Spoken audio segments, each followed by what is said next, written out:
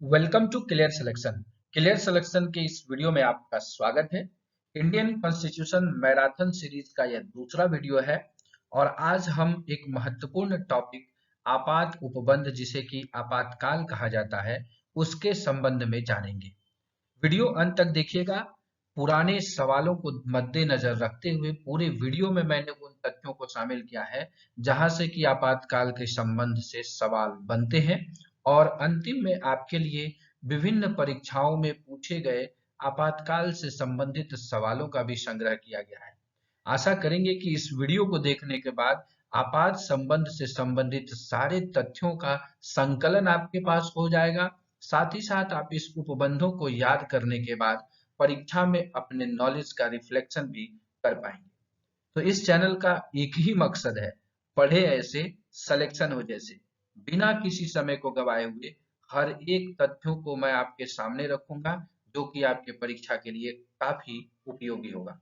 चलिए शुरू करते हैं आज के इस मैराथन सीरीज में आपात उपबंध को। तो सबसे पहले हम आपातकाल के संबंध में कुछ महत्वपूर्ण तथ्यों को देख लेते हैं। उन तथ्यों में सबसे पहला तथ्य है कि आपातकाल आखिर लगाया क्यों जाता है। तो ये कहा जाता है कि राष्ट्रीय एकता, अखंडता तथा सुरक्षा को बनाए रखने के लिए ही आपातकाल का प्रावधान किया गया है। इस शब्द का मतलब बस इतना होता है कि कभी ऐसा ना हो कि राज्य जो है सेंट्रल से किसी प्रकार का विभेद करके कहे कि हम अपना देश बनाएंगे। इन चीजों को लेकर के नहीं, देश की जो एकता और अखंडता है उसको बनाए रखने के लिए आपातकाल की व्यवस्था की गई है। दूसरा जो महत्वपूर्ण बिंदु है, जो ये आपातकाल का उपबंध है, इसे संविधान में हृदयनाथ कुंज ने जो है इसकी घोषणा की थी जब संविधान बन रहा था। तीसरा है, आपातकाल जो है संविधान के भाग 18 में वर्णित है। मतलब भाग 18 में वर्णित है और इसमें अनुच्छेद कौन कौन से संबंधित है। अनुच्छेद 352 से लेकर 360 तक जो है ये आपातकाल से संबंधित है। आपात उपबंध जो है ये भारतीय शासन अधिनियम 1935 से लिए गए हैं। ये प्रावधान केंद्र को किसी भी असामान्य स्थिति से प्रभावी रूप से निपटने में सक्षम बनाते हैं। मतलब केंद्र सरकार को किसी भी समय लगता है कि राज्य सरकार या कोई अन्य जगहों पर जहां पर कि इस उपबंध की आवश्यकता है, वो लगा करके अपनी एकता और अखंडता को बनाए रखते हैं। अब देखते हैं आपातकाल के संबंध में आगे की चीजें। तो सबसे पहला अनुच्छेद 352 में राष्ट्रीय आपात के बारे में बताया गया है, नेशनल इमरजेंसी के बारे में। तो नेशनल इमरजेंसी से संबंधित सबसे ज्यादा तथ्य पूछे जाते हैं एग्जाम में, क्योंकि यही एक आपातकाल है जिसे कि बार बार हमेशा प्रयास में किया जाता है। इसके बाद राष्ट्रपति शासन है और उसके बाद वित्तीय आपात है। तो तीनों को हम एक एक करके सारे तथ्यों को देखते हैं। सबसे पहले राष्ट्रीय आपात लगाया कब जाता है। तो युद्ध, बाह्य आक्रमण या सशस्त्र विद्रोह के कारण संपूर्ण भारत या इसके किसी हिस्से की सुरक्षा खतरे में हो तो राष्ट्रपति राष्ट्रीय आपात की घोषणा कर सकता है। तो देखिएगा इसमें जो भी तथ्य है ना, इंपॉर्टेंट है। सबसे पहले युद्ध शब्द, बाह्य आक्रमण शब्द, सशस्त्र विद्रोह शब्द, संपूर्ण भारत शब्द या इसके किसी हिस्से में जो शब्द है राष्ट्रपति, ये सारे इसमें इंपॉर्टेंट शब्द। मूल संविधान में सशस्त्र विद्रोह की जगह आंतरिक अशांति शब्द का उल्लेख किया गया। मतलब जब संविधान बना था उस समय हमने आंतरिक अशांति शब्द का प्रयोग किया था, लेकिन उसे बाद में सशस्त्र विद्रोह कर दिया गया। कब किया गया। तो 44वें संविधान संशोधन अधिनियम के द्वारा जो है आंतरिक अशांति को हटा करके उसकी जगह पर क्या कर दिया गया, सशस्त्र विद्रोह कर दिया गया। जब आपातकाल की घोषणा युद्ध अथवा बाह्य आक्रमण के आधार पर की जाती है तब इसे बाह्य आपातकाल माना जाता है या उसके नाम से जाना जाता है। दूसरी ओर जब इसकी घोषणा सशस्त्र विद्रोह के आधार पर की जाती है तब इसे आंतरिक आपातकाल के नाम से जाना जाता है। राष्ट्रीय आपात की उद्घोषणा संपूर्ण देश अथवा केवल इसके किसी एक भाग पर लागू हो सकती है। तो हमने राष्ट्रीय आपात से संबंधित ये 4-5 पॉइंट देखे जहां से कि सवाल अक्सर बनते हैं। मिनर्वा मिल्स मामले 1980 में उच्चतम न्यायालय ने कहा था कि राष्ट्रीय आपातकाल की घोषणा को अदालत में चुनौती दी जा सकती है। मतलब पहले राष्ट्रीय आपातकाल को जो है चुनौती नहीं दिया जाता था, जो भी लगा दिया नेशनल इमरजेंसी लग गया। लेकिन 1980 में मिनर्वा मिल्स मामले के बाद ये कहा गया कि हम आपातकाल का जो है क्या कर सकते हैं, उसको चुनौती डाल सकते हैं सुप्रीम कोर्ट में। अब आते हैं हम लोग राष्ट्रीय आपातकाल की उद्घोषणा की प्रक्रिया और उसकी अवधि कितनी है। तो ये है अनुच्छेद 352 के आधार पर राष्ट्रपति तब तक राष्ट्रीय आपात की उद्घोषणा नहीं कर सकता जब तक संघ का मंत्रिमंडल लिखित रूप से ऐसा प्रस्ताव उसे न भेज दे। मतलब जब तक मंत्रिमंडल उसकी परमिशन नहीं देगा तब तक राष्ट्रीय आपात नहीं लगता। ये प्रावधान कब जोड़ा गया? यह प्रावधान 44वें संविधान संशोधन 1978 के द्वारा जो है ये जोड़ा गया। अब देखिए क्या बोलता है, ऐसी उद्घोषणा का संकल्प संसद के प्रत्येक सदन की कुल सदस्य संख्या के बहुमत तथा उपस्थित व मतदान करने वाले सदस्यों को 2/3 बहुमत द्वारा पारित किया जाना आवश्यक है। आप इस वीडियो में बस इतना ही याद रखिए कि संसद में जो है इसकी उद्घोषणा का संकल्प कैसे होगा। तो संसद में बहुमत से होगा, लेकिन उपस्थित और मतदान करने वाली संख्याओं का 2/3, मतलब 100 लोगों ने अगर अगर 99 लोगों ने जो है क्या किया, मतदान किया है, तो 2/3 से उसको भाग दीजिए, 66 लोग आपको होने चाहिए मतदान पक्ष में, तभी वो पारित होगा। इससे संबंधित क्या चीजें हैं, कैसे हैं, आगे हम संविधान के सीरीज में उसे समझेंगे। आगे कहता है राष्ट्रीय आपात की घोषणा को संसद के प्रत्येक सदन के समक्ष रखा जाता है तथा 1 महीने, ये शब्द याद रखिएगा, 1 महीने के अंदर अनुमोदन न मिलने पर यह प्रवर्तन में नहीं रहता है, किंतु एक बार अनुमोदन मिलने पर 6 माह के लिए प्रवर्तन में बना रहता है। तो आप देखिएगा कि अगर हम संसद में किसी प्रधानमंत्री ने नेशनल इमरजेंसी लगाया, तो जब संसद की बैठक होगी उसके 1 माह के भीतर उसको क्या करना पड़ेगा, पास करवाना पड़ेगा कि ये इमरजेंसी सही है। और पास होने के बाद ये कितना, एक बार में 6 माह तक के लिए रहेगा। फिर 6 माह के बाद फिर उसको संसद में रखा जाएगा कि हाँ आगे इमरजेंसी रखा जाए या न रखा जाए। ये उद्घोषणा की समाप्ति कैसे होगी? मान लीजिए देश में इमरजेंसी लग गया, तो उसे समाप्त भी तो किया जाएगा किसी समय पे। तो उसको समाप्ति की जो प्रक्रिया है उसमें पहला कहता है कि राष्ट्रपति द्वारा आपातकाल की उद्घोषणा को किसी भी समय एक दूसरी उद्घोषणा से समाप्त किया जा सकता है। जैसे राष्ट्रपति ने बोला कि भाई नेशनल इमरजेंसी जो लगी हुई है ये अब समाप्त होती है। आगे क्या कहता है, ऐसी उद्घोषणा के लिए संसदीय अनुमोदन की आवश्यकता नहीं होगी। मतलब राष्ट्रपति को किसी से पूछने की आवश्यकता या संसद में पारित कराने की आवश्यकता नहीं है 2/3 बहुमत से। वो बोला कि भाई इमरजेंसी खत्म तो खत्म।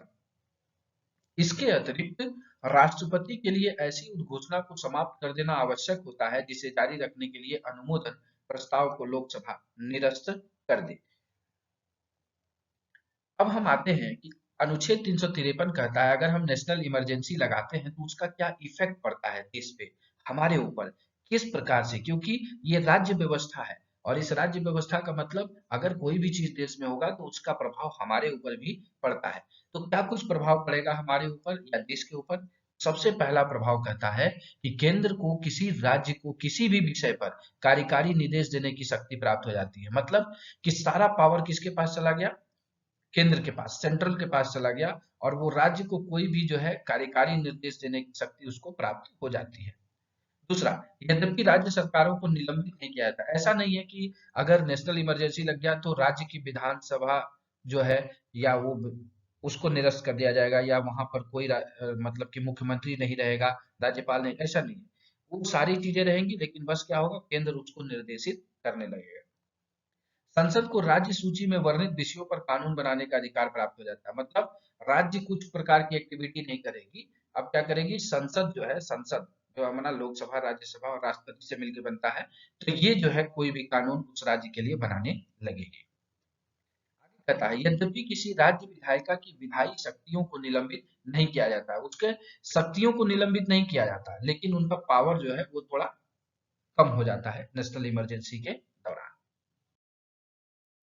क्या प्रभाव पड़ते हैं राष्ट्रीय आपात के, तो देखते हैं। उपरोक्त कानून आपातकाल की समाप्ति के 6 माह तक प्रभावी रहता है।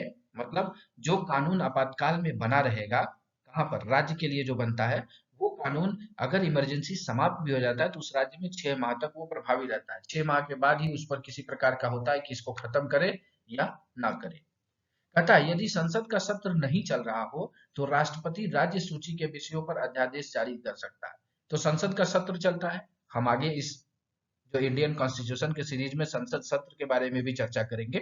तो संसद के जो सत्र अगर नहीं चल रहे हैं तो क्या होगा, तो जब संसद का सत्र नहीं चल रहा है तो कोई भी कानून बनाने के लिए संसद में तो बहस होगी नहीं। तो इसके लिए क्या होता है, इसके लिए ऑर्डिनेंस निकलता है, अध्यादेश। तो वो राज्य के लिए राज्यपाल अध्यादेश निकालता है, लेकिन जब राष्ट्रीय आपात लग गया तो वो राज्यपाल नहीं, राष्ट्रपति जो है उन विषयों पर अध्यादेश जारी करेगा। आगे राष्ट्रपति क्या करेगा, केंद्र और राज्य के मध्य जो करों के संवैधानिक वितरण है उसको भी संशोधित कर सकता है। जैसे किसी प्रकार का जो कर, जो राजस्व इकट्ठा होता है उसको बंटवारा राज्य और केंद्र के बीच होता है, तो इसमें हस्तक्षेप कौन कर देंगे, राष्ट्रपति कर देंगे। ऐसे संशोधन उस वित्त वर्ष की समाप्ति तक जारी रहते हैं जिसमें आपातकाल समाप्त होता है। अगर किसी प्रकार से केंद्र और राज्य के बीच करों का संवैधानिक वितरण में संशोधन अगर राष्ट्रपति जी ने किया है तो उस संशोधन का जो है लागू कब तक रहेगा, उस फिनेंशियल ईयर तक। लोकसभा के कार्यकाल को इसमें सामान्य कार्यकाल 5 वर्ष से आगे बढ़ाने के लिए संसद द्वारा विधि बनाकर इसे एक समय में 1 वर्ष के लिए कितने भी समय तक बढ़ाया जा सकता है। मतलब अगर नेशनल इमरजेंसी लग गया तो चुनाव होगा नहीं, सब कुछ होगा नहीं, और मान लीजिए कि 5वां साल लोकसभा का समाप्त होने वाला है, अब प्रधानमंत्री का चुनाव होगा या फिर एमपीओ का चुनाव होना, लेकिन अब कुछ होने वाला तो नहीं है। तो संसद क्या करेगी, एक कानून बना करके बोलेगी कि यही जो है, अगर मान लीजिए कांग्रेस का शासन है या बीजेपी का शासन है तो इसको 1 साल के लिए और एक्सटेंड कर दीजिए। और इसको ऐसा नहीं है कितना, इसको कितने भी बार बढ़ाया जा सकता है, नो, ये लिमिटलेस रखा गया है। आगे देखिए, ठीक उसी प्रकार से अगर संसद किसी राज्य विधानसभा का कार्यकाल भी प्रत्येक एक बार 1 वर्ष के लिए कितने भी समय तक बढ़ा सकता है। मतलब किसी राज्य में अगर नेशनल इमरजेंसी लगा है तो संसद क्या करेगी, 5 वर्ष के बाद फिर उसमें 1 साल बढ़ा दे, ऐसे 1 साल बढ़ा दे, मतलब एक एक करके ही बढ़ाएगा, एक बार में 10 साल नहीं बढ़ाएगा, एक एक साल करके वो कितनी भी बार बढ़ा सकता है। कहता है उपरोक्त दोनों विस्तार आपातकाल की समाप्ति के बाद अधिकतम 6 माह तक के लिए लागू रहते हैं। अगर कोई भी चीज जो लगता है तो नेशनल इमरजेंसी जैसे खत्म हो गया, मान लीजिए 5वें वर्ष हुआ था, 1 साल के लिए बढ़ाया गया, लेकिन क्या हुआ, 6 माह के बाद इमरजेंसी खत्म हो गया 5.5 साल में, तो फिर क्या होगा, 6 माह तक, मतलब अगले 6 माह तक, 6 साल समाप्त होने तक क्या होगा, चुनाव करा लिया जाएगा। तो ये राष्ट्रीय आपात के लगने पर क्या कुछ प्रभाव आते हैं। आगे देखते हैं और क्या प्रभाव आते हैं। तो आपातकाल के समय जो है मूल अधिकारों के स्थगन का प्रावधान जर्मनी के वाइमर संविधान से लिया गया। मतलब अगर नेशनल इमरजेंसी लग जाता है तो हमारे फंडामेंटल राइट्स में क्या होता है, कुछ कमियां हो जाती है। क्या कमियां होती है, तो अनुच्छेद 358 और 359 राष्ट्रीय आपातकाल में मूल अधिकार पर पड़ने वाले प्रभाव का वर्णन करता है, जिसमें अनुच्छेद 358 कहता है कि अनुच्छेद 19 द्वारा दिए गए मूल अधिकारों के निलंबन से संबंधित है। अगर नेशनल इमरजेंसी लग गया तो आर्टिकल 19 जिसमें स्वतंत्रता का अधिकार है, हमने आपको फंडामेंटल राइट पढ़ाया है, अगर आप वो वीडियो नहीं देखे हैं तो आप उसे देख लीजिए। और मैं जो भी वीडियोस बना रहा हूँ आपके लिए एक साइंटिफिक तरीके से ये है कि आप चीजों को भूल नहीं पाएंगे। इंटरकनेक्ट करके एक एक वीडियो को अगर मेरा देख लेते हैं जो मैं आपको इस सीरीज में इस चैनल पे प्रोवाइड कर रहा हूँ, तो आप आसानी से किसी भी एग्जाम को क्रैक कर लेंगे। तो अनुच्छेद 358 क्या कहता है कि अनुच्छेद 19 में जो स्वतंत्रता का अधिकार हमको मिला है, कहीं पर भी हम सभा कर सकते हैं, कहीं पर व्यापार वृत्ति, बोलने की स्वतंत्रता, आरटीआई, ये सारा चीज जो है स्थगित हो जाता है। लेकिन कुछ आर्टिकल है जो कुछ मूल अधिकार जो राष्ट्रीय आपातकाल में खत्म नहीं होते हैं उसके बारे में आर्टिकल 359 बताता है, और कहता है कि अनुच्छेद 20 तथा 21 द्वारा प्रदत्त अधिकारों को छोड़ करके सारे जो है मूल अधिकार निलंबन हो सकते हैं राष्ट्रीय आपात के दौरान। अब हम आपको बताते हैं कि अभी तक कितनी बार राष्ट्रीय आपात की घोषणा की गई है। तो अब तक की गई ऐसी घोषणाओं में 3 बार, कितना, 3 बार राष्ट्रीय आपातकाल की घोषणा हो चुकी है। पहला हुआ था अक्टूबर 1962, भारत चीन युद्ध हुआ था उस समय, तो अरुणाचल प्रदेश के नेफा क्षेत्र में हमला के कारण हुआ था। तो नेफा का फुल फॉर्म भी पूछ लेता है, नॉर्थ ईस्ट फ्रंटियर एजेंसी। फिर 1971 से मार्च 1977 तक जो पाकिस्तान का युद्ध हुआ था उसमें इमरजेंसी लगा था, और 1975 से 1977 आंतरिक अशांति के आधार पर इमरजेंसी लगा था, और ये बहुत विवादित इमरजेंसी रहा है। हम इस वीडियो में उसका चर्चा नहीं करेंगे, आप किसी और यूट्यूब के वीडियो पे इसको सर्च कर लीजिएगा कि वो क्यों विवादित था। तो ये 1975 से 1977 तक का आंतरिक अशांति के आधार पर जो भी आपातकाल लगा था वो विवादित था। तो अभी तक 3 जो आपातकाल लगे हैं वो ये थे। अब हम आते हैं आपातकाल के दूसरे आपात उपबंध में दूसरे प्रकार में, जो है राष्ट्रपति शासन। कहता है यह राज्य सरकार के निलंबन और राज्य के प्रत्यक्ष तौर पर केंद्र सरकार के नियंत्रण में आने की स्थिति को संदर्भित करता है। मतलब राष्ट्रपति शासन लगने का मतलब कि राज्य का जो है पूरा नियंत्रण खत्म, अब केंद्र उसको नियंत्रित करेगा। इसलिए इसको राज्य आपातकाल या संवैधानिक आपातकाल भी कहा जाता है। ये उपनाम है, ऐसे सवाल पूछे गए हैं पीसीएस लेवल में कि राज्य आपातकाल किसे कहा जाता है, तो राष्ट्रपति शासन को ही राज्य आपातकाल कहा जाता है। आगे देखिएगा, जब राष्ट्रपति शासन तब लागू किया जाता है जब राष्ट्रपति राज्य के राज्यपाल की रिपोर्ट प्राप्त करने पर इस बात से सहमत हो कि राज्य में ऐसी स्थिति उत्पन्न हो गई है जहां राज्य का प्रशासन संवैधानिक प्रावधानों के अनुसार नहीं चलाया जा रहा है। मतलब उस राज्य में जो भी संवैधानिक प्रावधान दिए गए हैं राज्य को चलने के लिए, उन संवैधानिक प्रावधानों का उल्लंघन हो रहा है, तो राज्यपाल एक रिपोर्ट देगा राष्ट्रपति को, और राष्ट्रपति को लगेगा कि हाँ ये रिपोर्ट सही है, इस पर अब कार्यवाही होनी चाहिए, तो राष्ट्रपति शासन उस राज्य में लग जाएगा।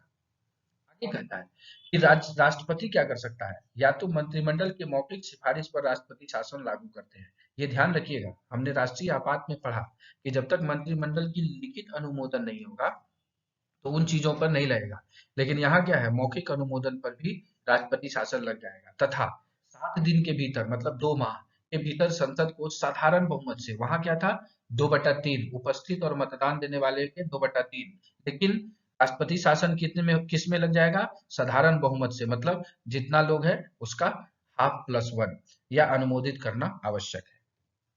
प्रारंभ में राष्ट्रपति शासन केवल 6 महीनों के लिए वैध होता है और इसे संसद की मंजूरी से अधिकतम 3 वर्ष के लिए बढ़ाया जा सकता है।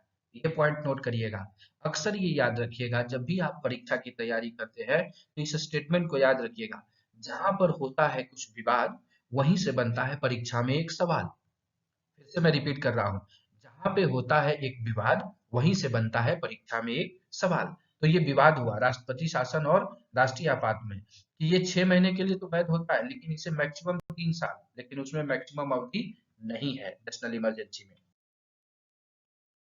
अब राष्ट्रपति शासन अगर लागू होता है तो क्या कुछ प्रभाव होगा, क्या इफेक्ट पड़ता है, तो पहला इफेक्ट, विधानसभा निलंबित हो जाती है। वहां पे विधानसभा निलंबित नहीं हो रही थी, बस पावर सीज हो रहा था। राष्ट्रपति शासन में क्या, विधानसभा भंग, मूल अधिकार निलंबित नहीं होता है। इसमें राष्ट्रपति शासन में मूल अधिकार निलंबित नहीं होता है, वहां पे मूल अधिकार निलंबित हो जाता है क्या, 20 और 21 को छोड़ करके राष्ट्रीय आपात में। और राज्य का बजट संसद में प्रस्तुत होता है, मतलब जिस राज्य में राष्ट्रपति शासन लग गया वहां विधान सभा में नहीं लगेगा, वो संसद में उसका बजट प्रस्तुत होगा। अब आते हैं तीसरे प्रकार के आपातकाल, जो है वित्तीय आपातकाल। इसे मंत्रिमंडल की मौखिक सिफारिश पर राष्ट्रपति द्वारा लाया जाता है। 60 दिनों के भीतर संसद में साधारण बहुमत से अनुमोदित या पारित करना पड़ता है, सेम एज राष्ट्रपति शासन हो गया ये। वित्तीय आपात के समय राष्ट्रपति को छोड़कर शेष सभी कर्मचारियों का वेतन काट लिया जाता है। एक या अभी तक लागू नहीं हुआ है। तो वित्तीय आपात से संबंधित ये कुछ ऐसी चीजें थी। तो आशा करते हैं कि आपको ये मेहनत पसंद आ रही होगी, तो एक वीडियो को लाइक जरूर करिएगा। साथ ही साथ चैनल पे पहली बार आए हैं तो सब्सक्राइब कर लीजिएगा, क्योंकि इस चैनल को बनाने का बस मेरा यही मकसद है कि मैंने पाया है सिलेक्शन, तो अब आपका भी होगा सिलेक्शन कि किस प्रकार से पढ़ते हैं और सेलेक्ट होते हैं। तो चलिए अब इससे संबंधित हम ऑब्जेक्टिव क्वेश्चंस को देखते हैं, जो कि विभिन्न परीक्षाओं में पूछे गए हैं, और उसको हल करने का प्रयास करते हैं जो आपने इसमें सीखा है। पहला सवाल है, भारतीय संविधान के अंतर्गत कितनी प्रकार का आपातकाल होता है, 2, 3, 4 या 5? तो बिल्कुल आसान, 3 प्रकार के होते हैं। कमेंट करिएगा कौन से वो 3 नाम है। आपात संबंध संविधान के किस भाग में वर्णित है, तो भाग 15, 16, 17 या 18? तो भाग 18 में वर्णित है। तीसरा सवाल है, भारत का राष्ट्रपति किस प्रकार के आपातकाल की उद्घोषणा कर सकता है, राष्ट्रीय आपात, राज्य संवैधानिक आपातकाल, वित्तीय आपातकाल या इनमें से सभी? तो हमने पढ़ा कि ये सभी राष्ट्रपति कर सकते हैं। संविधान के किस अनुच्छेद के तहत राष्ट्रीय आपातकाल की उद्घोषणा राष्ट्रपति करता है, अनुच्छेद 352, 356, 360 या 368? तो राष्ट्रीय आपातकाल हमने पढ़ा अनुच्छेद 352। पांचवा सवाल है, अब तक कितनी बार राष्ट्रीय आपातकाल की घोषणा राष्ट्रपति द्वारा की जा चुकी है? तो 2, 3, 4 या 5? तो हमने देखा 3 बार। राष्ट्रपति राष्ट्रीय आपातकाल की उद्घोषणा किन परिस्थितियों में कर सकता है? युद्ध के समय, बाह्य आक्रमण के समय, सशस्त्र विद्रोह के समय, इनमें से सभी? तो इनमें से सभी हो जाएगा। प्रथम राष्ट्रीय आपातकाल की उद्घोषणा के समय देश के राष्ट्रपति कौन थे? क्या राजेंद्र प्रसाद जी थे, एस राधाकृष्णन थे, डॉक्टर जाकिर हुसैन थे या वीवी गिरी? तो डॉक्टर एस राधाकृष्णन सर थे। 44वें संविधान संशोधन अधिनियम 1978 ने अनुच्छेद 352 में किस शब्द के स्थान पर सशस्त्र विद्रोह शब्द रखे गए? तो आंतरिक अशांति, हिंसात्मक आंदोलन, संवैधानिक विफलता या षड्यंत्र? तो सिंपल है, आंतरिक अशांति। नवा सवाल, राष्ट्रीय आपातकाल की उद्घोषणा को संसद के समक्ष उनकी स्वीकृति हेतु रखा जाना आवश्यक है। 1 माह के अंदर, 2 माह के अंदर, 1 वर्ष के अंदर या 6 माह के अंदर? तो राष्ट्रीय आपातकाल की उद्घोषणा है, हमने पढ़ा है कि ये 6 माह के अंदर उसको रखा जाना आवश्यक है। राष्ट्रीय आपातकाल की अधिकतम अवधि की सीमा कितनी है? क्या ये 2 वर्ष है, 3 वर्ष है, 5 वर्ष है या कोई समय सीमा नहीं है? तो राष्ट्रीय आपातकाल की कोई समय सीमा नहीं है। राष्ट्रीय आपात की उद्घोषणा का स्वतः प्रभाव होता है। अनुच्छेद 19 के अंतर्गत प्राप्त मूल अधिकारों का निलंबन, अनुच्छेद 20 व 21 के अंतर्गत प्राप्त मूल अधिकारों को छोड़कर शेष सभी मूल अधिकारों का निलंबन, राज्यों में राष्ट्रपति शासन का प्रवर्तन, न्यायालयों में सभी प्रकार के रिट जारी करने की शक्ति पर प्रतिबंध। तो ये हो जाएगा ऑप्शन नंबर बी, अनुच्छेद 20 व 21 के अंतर्गत मूल अधिकारों को छोड़कर सभी अधिकारों का निलंबन। 44वें संविधान संशोधन के पश्चात राष्ट्रपति को निम्नलिखित परिस्थितियों में राष्ट्रीय आपातकाल घोषित करने का अधिकार प्राप्त है।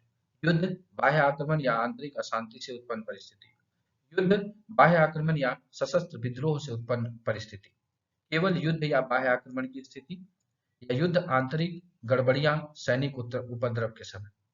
तो आप एक चीज देखिएगा, इसका आंसर तो ऑप्शन नंबर बी है, लेकिन किसी भी स्टेटमेंट में अगर आपको केवल वर्ड दिख जाए तो वहां सजग होइएगा, वो स्टेटमेंट 90% रॉन्ग होता है। 13वां सवाल है, संसद के दोनों सदनों को कितने दिनों के भीतर युद्ध अथवा बाहरी आक्रमण के कारण उत्पन्न आपातकालीन स्थिति की घोषणा करने की मंजूरी देनी चाहिए? 15 दिन, 1 महीना, 2 महीना या 3 महीना? तो ये हम लोगों ने 1 महीना पढ़ा। और संविधान के किस अनुच्छेद के तहत राज्यों में संवैधानिक तंत्र के विफल होने पर राष्ट्रपति शासन लागू किया जाता है? अनुच्छेद 352, अनुच्छेद 354, अनुच्छेद 355 या अनुच्छेद 356? तो राष्ट्रपति शासन कौन सा है? अनुच्छेद 356।